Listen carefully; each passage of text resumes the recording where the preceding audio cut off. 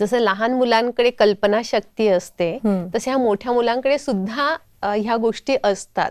भले त्यांच्याकडे मॅच्युरिटी नसेल पण तरी त्यांच्याकडे छान छान आयडियाज असतात.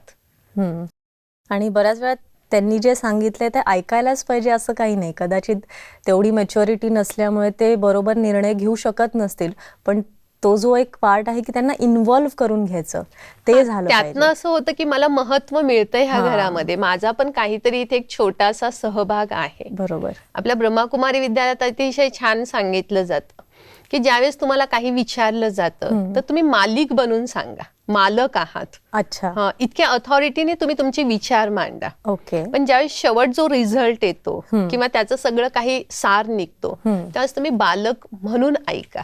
अरे वा. म्हणजे ह्यात दोन्ही रोल आपण बघत असतो.